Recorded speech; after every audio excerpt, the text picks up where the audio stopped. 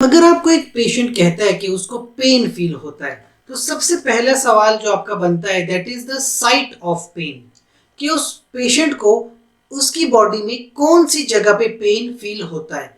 और मुख्तलिफ जगह पे पेन फील होना इसका मतलब डिफरेंट डिजीज की इंडिकेशन है। सबसे पहले बात करें हेड, तो अगर फर्स्ट कीजिए उसको हेडेक है।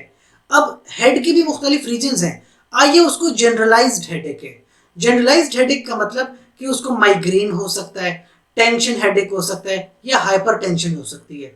अगर वो कहे उसको फ्रंटल हेडेक है, यानी हेड की सिर्फ फ्रंट वाले रीजन में उसको सर दर्द होता है, इसका मतलब साइनोसाइटिस भी हो सकता है और टेंशन हेडेक भी है। अगर वो कहे उसको टेम्पोरल रीजन में पेन फील होता है, यानी टेम्पोरल रीजन में अगर पेन फील हो रहा है तो हो सकता है उसको टेम्पोरल आर्ट्राइटिस हो या टेम्पोरल मैंडिबुलर जंक्शन डिसऑर्डर हो। उसके बाद ऑक्सीपिटल, अगर वो कहते हैं कि उसको ऑक्सीपिटल रीजन में पेन महसूस होता है तो हो सकता है सर्वाइकल स्पाइन इश्यूज हो या टेंशन हेडेक हो। तो यानी कि एरिया स्पेसिफिक करना जरूरी होता है ताकि आप एक स्पेसिफिक इंडिकेशन में जा सकें।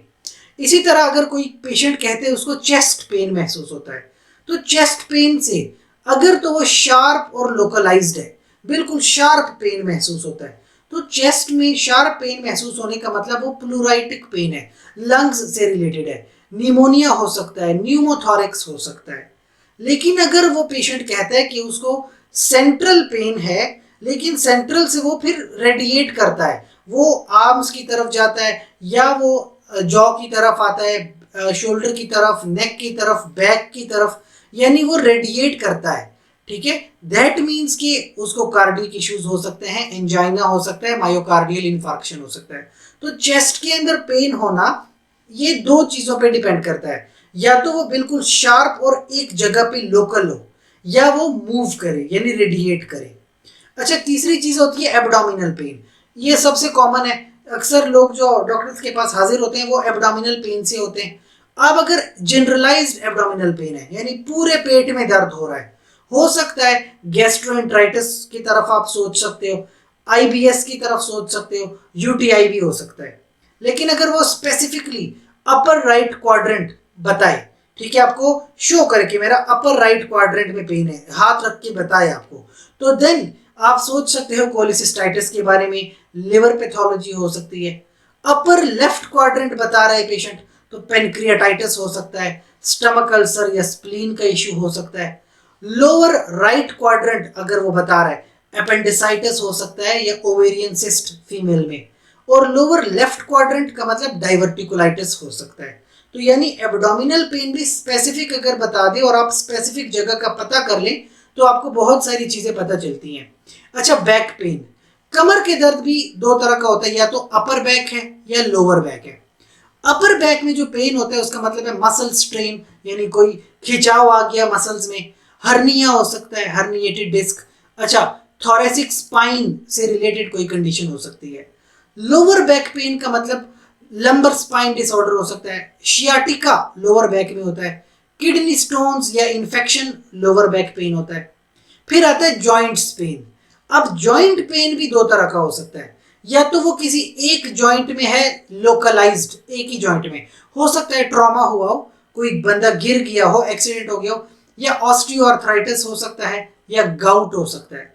लेकिन अगर मल्टीपल जॉइंट्स में पेन आ रहा है, मल्टीपल जॉइंट्स का पेन, कोई ऑटो इम्यून डिसऑर्डर है, रूमाटॉइड अर्थराइटिस हो सकता है, सिस्टेमिक लूपस एरिथमेटोसिस हो सकता है, तो ये देखें कि एक लोकलाइज्ड जॉइंट है या मल्टीपल जॉइंट्स हैं। फिर एक्सट्रीमिटी पेन, हाथों पैरों में दर्द महसूस करना।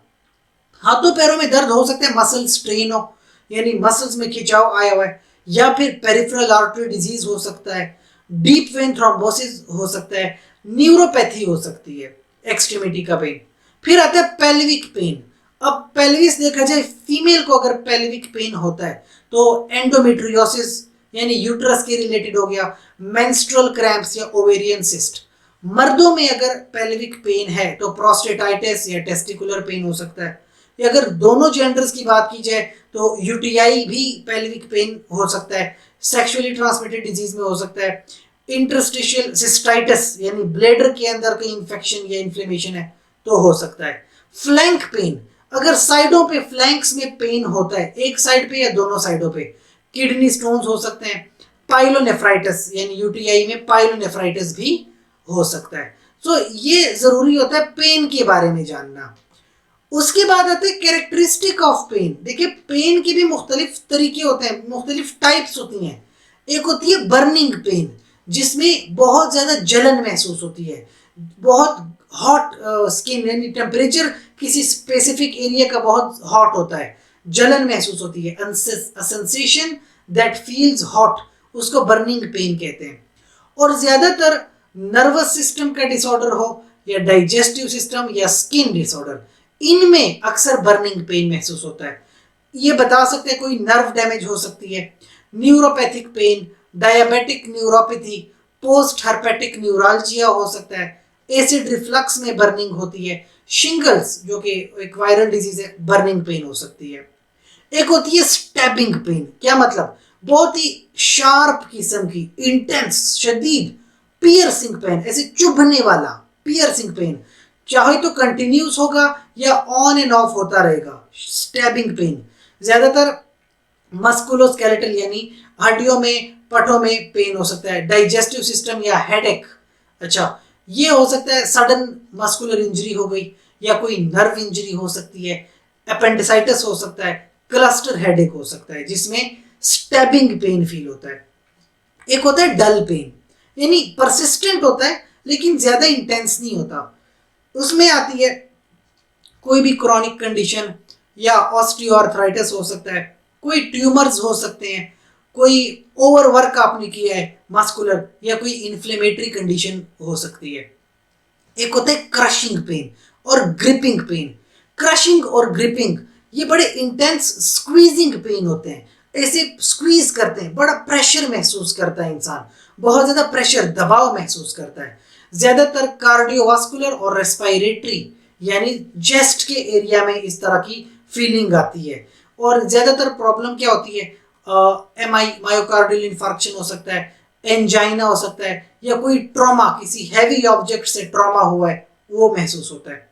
प्रिकिंग पेन, चुभने वाला पेन, बहुत ही शार्प चुभने वाला पेन हो सकता है, कोई नर्व डैमेज हो या इरिटेशन कहीं पे होती है या किसी नर्व के ऊपर प्रेशर पड़ता है। एक होता है कॉलिकी पेन, कोलोन से निकले, जो हमारी लार्ज इंटेस्टाइन होती है जिसमें डाइजेस्टिव सिस्टम, यूरिनरी सिस्टम या बिलियरी सिस्टम में कोई प्रॉब्लम आ सकती है।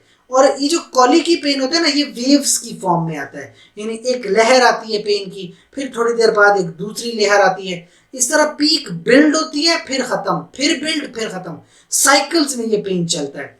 और इस पेन से जाहिर क्या होता है कि कोई हॉलो ऑर्गन, जैसे हमारे पेट में इंटेस्टाइन होती है, उसमें कोई कॉन्ट्रैक्शंस आ रही हैं, कोई रुकावट है, ऑब्स्ट्रक्शन है, या किडनी स्टोन है, गाल ब्लेडर का स्टोन है, या कोई इंटेस्टाइनल ब्लॉकेज है, तो इस तरह से ऑब्स्ट्रक्शन, इसमें आपको कॉलिकी पेन महसूस होता है। और एक होता है थ्रॉबिंग पेन। थ्रॉबिंग पेन मतलब पल्स की तरह, जिस तरह हमारी पल्स चलती है, इस पल्स की तरह पेन चलता रहता है, पल्सेटिंग पेन। ज्यादातर कार्डियोवास्कुलर, हेड या सॉफ्ट स्किन टिश्यू, माइग्रेन हो सकता है, सर का दर्द, एब्सेसिस हो सकती है, इन्फेक्शंस हो सकते हैं, टूथ एक हो सकता है, या कोई भी इन्फेक्शंस जिसमें थ्रॉबिंग पेन महसूस होता है। अच्छा, पेन के लिहाज से कुछ दो तीन टर्मिनोलॉजीज हैं। एक होता है रेडिएशन ऑफ पेन, एक होता है रेफर्ड पेन, और एक होता है शिफ्टिंग पेन। इन तीनों का डिफरेंस मैं आपको समझा देता हूं, ये मुख्तलिफ तरह से प्रेजेंट होते हैं। फर्ज कीजिए रेडिएटिंग पेन है। असल में क्या होता है कि पेन एक एरिया में स्टार्ट होता है और एक एरिया से होता हुआ दूसरे एरिया तक पहुंच जाता है। ऐसा क्यों है? ऐसा नेचुरल जो नर्वस सिस्टम के पाथवेज हैं कि एक न्यूरॉन आती है एक जगह, फिर वो दूसरी आती है दूसरी जगह, इनर्वेशन करती है। ज्यादातर देखा गया मायोकार्डियल इंफार्क्शन, जिनको हार्ट अटैक होता है, वो पेन क्या होता है कि वो लेफ्ट शोल्डर में मूव कर जाता है, चेस्ट से लेफ्ट शोल्डर में मूव करता है, जॉ में, नेक में मूव करता है। सिमिलरली जो शियाटिका है, शियाटिका लोअर बैक से शुरू होता है और लेग्स में मूव करता है, तो इस तरह से रेडिएट करता है। फिर होता है रेफर्ड पेन। रेफर्ड पेन क्या होता है कि एक एरिया में आपको पेन स्टार्ट होता है ना, और एक दूसरी जगह पे भी वो पेन आपको फील होता है, यानी पेन का जो सोर्स है वो अलग है, लेकिन पेन आपको दूसरी जगह महसूस होता है। फॉर एग्जाम्पल मैं आपको बताऊं, जैसे कोलेसिस्टाइटिस है। कोलेसिस्टाइटिस का पेन कहाँ होता है? राइट अपर एब्डोमेन, ठीक है ना, राइट साइड पे एब्डोमेन में, लेकिन आपको महसूस होगा शोल्डर में। शोल्डर में पेन फील हो रहा है आपको, हालांकि पेन का सोर्स कहाँ है? अपर एब्डोमेन सोर्स है। ऐसा क्यों होता है? It is because of the nerve coverage. वो जो न्यूरॉन कवर करती है ना, उस न्यूरॉन की वजह से। एक होता है शिफ्टिंग पेन।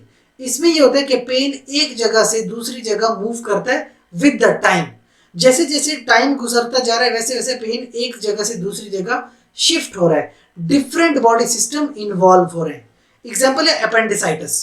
क्या होता है कि पेन पहले पहले पेरी अम्बिलाइकल पेन, यानी अम्बिलाइकस के पास पेन होता है, और Aahista Aahista lower right lower quadrant में पेन मूव करता है। सिमिलरली जो किडनी स्टोन्स हैं, पहले पेन का होता है, पहले पेन आपके फ्लैंक में होगा और फिर ग्रोइन की तरफ आराम आराम से मूव करेगा। तो इस तरह से शिफ्ट होता है पेन। सो यहाँ पे हमने डिस्कस किया कि पेन की रेडिएटिंग पेन हो सकता है, रेफर्ड पेन हो सकता है, शिफ्टिंग ऑफ पेन हो सकता है। So now there are some factors, ठीक है। कुछ ऐसे क्वेश्चन अपने पेशेंट से आप पूछ सकते हो जिससे मजीद आपको ज्यादा जानकारी मिलती है। फैक्टर्स एग्रेवेटिंग पेन, आप अपने पेशेंट से मुख्तलिफ सवाल पूछते हो। अगर पेशेंट कहते हैं कि उसको चेस्ट में पेन होता है, तो आप पूछें कि क्या एक्सर्शन, भागने दौड़ने से, सीढ़ियां चढ़ने से वो पेन ज्यादा होता है? अगर तो वो पेन ज्यादा होता है, मतलब इस्कीमिक हार्ट डिजीज है। सिमिलरली अगर पेशेंट कहे कि उसको चेस्ट में पेन होता है और जब वो खांसता है, रेस्पायरेशन करता है, तो वो पेन बढ़ जाता है, तो मतलब उसको प्लूराइजी है। सिमिलरली अगर पेन, आपको कोई पेशेंट कहते हैं कि उसके अपर एब्डोमेन में पेन है और आप कहो कि दूध पीने से क्या होता है, तो अगर वो कहे कि दूध पीने से तो पेन और बढ़ जाता है, तो मतलब कोलेसिस्टाइटिस प्रॉब्लम हो सकती है उसे। अच्छा, कुछ ऐसे भी फैक्टर्स होते हैं जो पेन को रिलीव करते हैं, पेन को खत्म कर देते हैं। जैसे कि अगर एक पेशेंट कहे कि उसको चेस्ट में पेन होता है, तो अगर आप उसको कहें जब आप रेस्ट करते हो तो क्या पेन खत्म हो जाता है? अगर हाँ, रेस्टिंग से पेन खत्म होता है, that means ischaemic heart disease होगी। फिर अगर वो कहते हैं कि उसके पेट में दर्द है, एपिगैस्ट्रियम पेन है, आप उसको कहते हैं कि एंटासिड्स लेने से क्या पेन खत्म होता है? अगर पेन खत्म हो रहा है कोई एंटासिड लेने से, तो दैट मीन्स उसको गैस्ट्रिक अल्सर्स हो सकते हैं। सिमिलरली अगर किसी पेशेंट को पेन होता है एपिगैस्ट्रियम में और मिल्क लेने से वो पेन खत्म हो जाता है, दैट मीन्स उसको पेप्टिक अल्सर हो सकता है। सो ये थे कि कुछ फैक्टर्स जिनके हवाले से आप क्वेश्चन पूछते हो पेशेंट से कि कौन से फैक्टर से उनका पेन बढ़ता है और कौन से फैक्टर से उनका पेन खत्म हो जाता है। So that was about the pain. Next video में बात करेंगे फीवर।